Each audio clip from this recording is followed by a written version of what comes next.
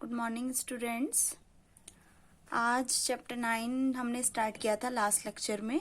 तो आज हम पढ़ेंगे स्ट्रेस के बारे में। स्ट्रेस हमने पढ़ा था, force acting per unit area is called the stress. तो अब हम पढ़ेंगे टाइप्स ऑफ स्ट्रेस, जिसमें आपका आता है normal stress and tangential stress. Normal stress क्या होगा आपका?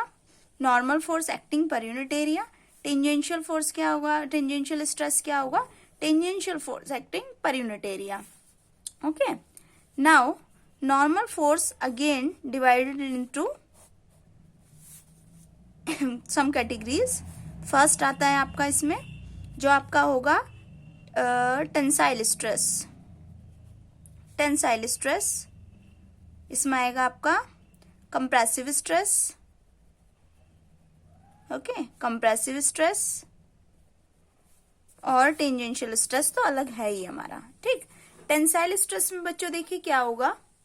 अगर फोर्स आपका कैसे लग रहा है, अगर ये आपकी कोई वायर है, ठीक है, कंसिडर किया रहे हैं हमने एल लेंथ का हमारा कोई सिलेंडर है और इसमें हम कैसे फोर्स लगाते हैं? नॉर्मली फोर्स लगा रहे हैं। किस तरह से? इधर से खींच रहे हैं फोर्स से और इधर से भी खींच रहे हैं फोर्स से। तो क्या होगा? इसकी लेंथ में कुछ इंक्रीमेंट हो जाएगा। हमने कहा डेल्टा एल लेंथ इंक्रीज हो गई।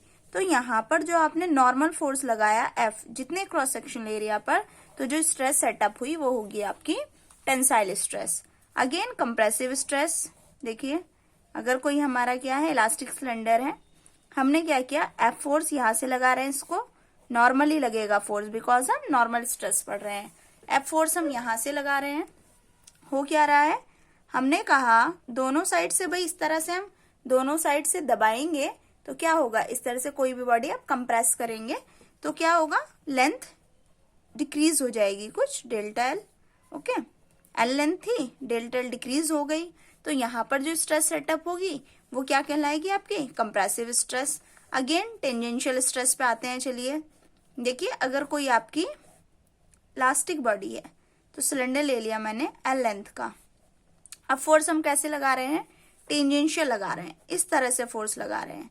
तो देखिए इस तरह से अगर कोई मेरे पास क्या हो, जैसे आप कहें ये सिलेंडर जो है अगर ये स्पंज का बना हो तो इसके इस वाले फेस को, ऊपर वाले फेस को आप थोड़ा सा इधर कर दीजिए डिस्प्लेस, तो क्या होगा देखिए इस तरह से कुछ आपको देखने को मिलेगा कि ये तो यहीं पर है बट ये वाला फेस जो है थोड़ा सा डिस्प्लेस हो गया।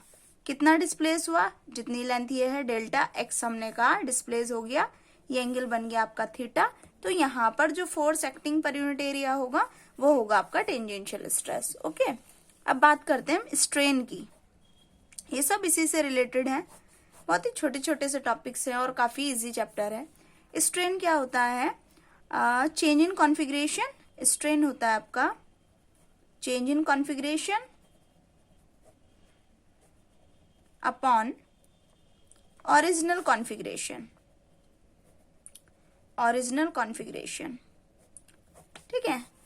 कॉन्फ़िगरेशन में बच्चों आपका लेंथ आ सकती है, ब्रेड्थ लेंथ आ गई आपकी, या एरिया आ गया, वॉल्यूम आ गया। दैट मीन्स किसी में भी चेंज होगा डिवाइड बाय क्या, ओरिजिनल लेंथ। जैसे अब यहाँ पर अगर मैं बात करूं टेंसाइल स्ट्रेन की, टेंसाइल स्ट्रेन में देखिए क्या होगा, change in length upon original length, मतलब डेल्टा एल अपॉन एल। ये क्या कहलाएगा हमारा? Tensile strain. स्ट्रेन का मीनिंग खिंचाव ही होता है ना, पहले वाले के रेस्पेक्ट में कितना चेंज हो रही है। नेक्स्ट आएगा आपका कंप्रेसिव स्ट्रेन हो गया, वॉल्यूमेट्रिक स्ट्रेन। वॉल्यूमेट्रिक स्ट्रेन में क्या होगा? Change in volume upon original volume. अब ये कहाँ आएगा भाई? वॉल्यूमेट्रिक स्ट्रेन कहाँ होगी? देखिए अगर कोई क्या था, इनिशियली कह रहे हैं हम, कोई बॉडी थी, कोई स्फेरिकल बॉडी थी, जैसे आपकी कुकर की, प्रेशर कुकर की रबड़ होती है, ठीक है। आपने उसे पानी में डाला, पहले वॉल्यूम उसका वी था, आपने उसे पानी में डाला, सब तरफ से नॉर्मल फोर्स लग रहा होगा, तो क्या होगी, ये रबड़ कुछ श्रिंक हो जाएगी। दैट मीन्स इसका कुछ वॉल्यूम डिक्रीज हो जाएगा। तो change in volume upon original volume, ये क्या हो गया आपका? वॉल्यूमेट्रिक स्ट्रेन, ठीक है, या हाइड्रोलिक स्ट्रेन भी हम इसे, या यहाँ पर जो स्ट्रेस सेटअप होगी उसे हम कहते हैं hydraulic stress.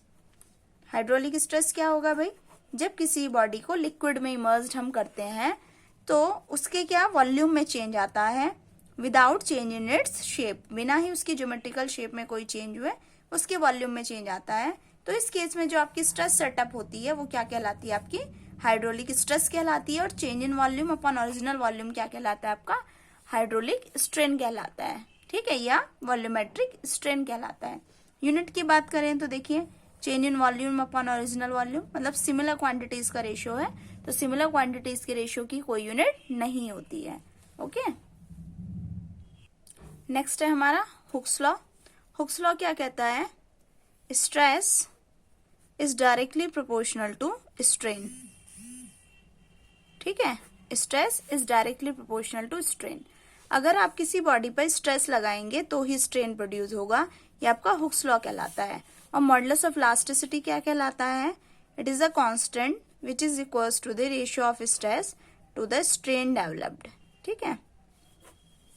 Ratio of strain to the corresponding strain is called the modulus of elasticity. अभी आपका पहला होता है यंग्स मॉडुलस। यंग्स मॉडुलस देखिए क्या होता है, वाई से इसको हम रिप्रेजेंट करते हैं। ये आता है आपका normal force acting per unit area. तो वहां पर अगर आप कहेंगे नॉर्मल स्ट्रेस क्या होगा अपॉन कौन सी स्ट्रेन होगी, टेंसाइल स्ट्रेन। टेंसाइल स्ट्रेन होती है delta L upon L, that means F into L divides bye A into delta L, ठीक है। अगर एरिया है वायर है तो वायर का क्रॉस सेक्शनल एरिया हो जाएगा pi r square into delta L. ये आ गया आपका क्या, यंग्स मॉडुलस ऑफ इलास्टिसिटी। दूसरा आता है आपका bulk modulus of elasticity.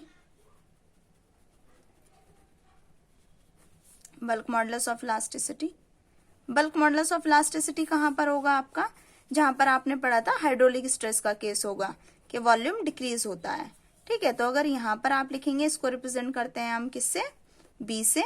B is equals to वही normal force acting per unit area upon delta V upon V. अब यहाँ हम नेगेटिव साइन और लेते हैं। नेगेटिव साइन क्यों, भाई नॉर्मल फोर्स लगाने से वॉल्यूम डिक्रीज हो रहा है, तो नेगेटिव साइन किसको बता रहा है, डिक्रीमेंट को बता रहा है, ठीक है। एफ अपॉन ए फोर्स पर यूनिट एरिया क्या हो जाएगा आपका प्रेशर, तो minus P V upon delta we, this is called the bulk modulus. Next आता है आपका modulus of rigidity. Modulus of rigidity sorry और शेयर मॉडुलस, और शेयर मॉडुलस क्या होगा, देखिए जो भी आपने ये वाला केस पढ़ा है, कौन सा केस पढ़ा है हमने, कि जब किसी बॉडी पर हम टेंजेंशियल फोर्स लगाते हैं तो वो कितना शिफ्ट हो जाता है, कुछ उसका सिर्फ अपर फेस शिफ्ट हो जाता है, कितना, कुछ लेंथ होगी डेल्टा एक्स। तो यहाँ पर जो एंगल बन रहा है आपका थीटा, अगर मैं यहाँ पर लिखूं टेन थीटा तो कितना होगा, देखिए एक राइट एंगल ट्राइंगल बन रहा है इस तरीके से, ये लाइक दिस, ठीक है, ये 90, ये डेल्टा एक्स, ये हम कह रहे हैं थीटा, और ये ओरिजिनल लेंथ है बॉडी की, सिलेंडर की। तो यहाँ पर टेन थीटा कितना हो जाएगा आपका, डेल्टा एक्स अपॉन एल, क्योंकि टेन थीटा आपका क्या होता है, परपेंडिकुलर अपॉन बेस। परपेंडिकुलर कौन सा होगा, 90 के परपेंडिकुलर होता है आपका एंगल के सामने वाला, तो डेल्टा एक्स, और बचा हुआ बेस तो डेल्टा एक्स अपॉन एल। तो जो ये टेन थीटा है, ठीक है, ये जो आपका है tan theta is equals to delta x upon L. यहाँ पर जो ये थीटा है डेल्टा एक्स अपॉन एल, ये आपका क्या कहलाता है, थीटा मॉडुलस ऑफ रिजिडिटी कहलाता है। और यहाँ पर अगर आप क्या लिखें, शेयरिंग स्ट्रेन कहलाता है, ये क्या कहलाएगा आपका, शेयरिंग स्ट्रेन, ठीक है। अब अगर आप क्या लिखना चाह रहे हैं, मॉडुलस ऑफ रिजिडिटी क्या होता है, स्ट्रेस अपॉन स्ट्रेन। तो जब आप यहाँ पे लिखेंगे, इसको हम जी से रिप्रेजेंट करते हैं, एफ अपॉन ए और अपॉन थीटा, बिकॉज हम किसको रिप्रेजेंट करते हैं, थीटा से रिप्रेजेंट करते हैं, ओके। उसके बाद आता है इसमें आपका स्ट्रेस स्ट्रेन कर्व। तो स्ट्रेस स्ट्रेन कर्व बेटे सिंपल है, बहुत सीधा है। इसमें सिर्फ आप लोग क्या करेंगे, ध्यान क्या रखना है, जहां पर भी आपका हुक्स लॉ ओबे हो रहा है, हुक्स लॉ क्या कहता है, stress is directly proportional to strain. That means हमेशा ग्राफ क्या आएगा, एक लीनियर ग्राफ आएगा, और विद इन इलास्टिक लिमिट, मतलब कोई भी जो आपका मटेरियल है वो इलास्टिक तब तक बना रहेगा जब तक वो इस लॉ को फॉलो कर रहा है। जैसे ही इसे ओबे करना बंद कर देगा, दैट मीन्स उसकी इलास्टिसिटी धीरे धीरे लॉस होने लगेगी। तो कुछ पॉइंट्स इसी तरह से वहां पर हम पढ़ेंगे। एक यील्ड स्ट्रेंथ पढ़ेंगे, यील्ड पढ़ेंगे मीन्स आप लोग उसको पढ़ लेना, कोई डाउट हो तो उसको डिस्कस कर लेंगे। यील्ड स्ट्रेंथ होता है आपका जहां तक कोई भी मटेरियल इलास्टिक बना रहता है, या आप कह सकते हैं हुक्स लॉ को ओबे करता है, वो आपकी यील्ड स्ट्रेंथ और क्या कहलाता है, आपका यील्ड पॉइंट कहलाता है। ठीक है, उसके आगे कुछ इस तरह से ग्राफ होगा आपको, ओ ए, इस पॉइंट को कहेंगे बी। सो ए से बी तक जो है, ये ए पॉइंट जो होगा ये कहलाएगा आपका यील्ड स्ट्रेंथ। ए से बी तक का जो रीजन है आप देख रहे हैं, और किसको ओबे नहीं कर रहा है, किसको ओबे नहीं कर रहा है, हुक्स लॉ का। बिकॉज अगर यहाँ पर आपका स्ट्रेन है या स्ट्रेस है, यहाँ स्ट्रेस है आपका, तो आप देखेंगे स्ट्रेन के बढ़ाने से स्ट्रेस थोड़ा सा बढ़ रहा है, लेकिन बढ़ रहा है। दैट मीन्स डायरेक्टली प्रोपोर्शनल नहीं है, क्योंकि ग्राफ लीनियर नहीं है। तो इसी तरह से आप यहाँ पर पढ़ेंगे, फिर फ्रैक्चर पॉइंट पढ़ेंगे ई, जहां पर जाके मटेरियल अपनी पूरी इलास्टिसिटी लॉस कर देता है। ठीक है, तो इसको आप पढ़ना, अगर कोई क्वेरी है तो डिस्कस करते हैं उसको। बहुत इजी चैप्टर है, चैप्टर आपका ये कंप्लीट हो गया है। एंड अब आप इसके एनसीईआरटी एक्सरसाइजेस की आप सॉल्व करना स्टार्ट करेंगे। ओके, बाकी जो टॉपिक थे इसमें, जो आपकी इलास्टिक एनर्जी होता है वो इस बार टॉपिक डिलीट कर दिया है, पॉइजन रेशियो था वो डिलीट कर दिया है, तो बाकी बस यही आपका है इस बार जो हम पढ़ चुके हैं। ओके।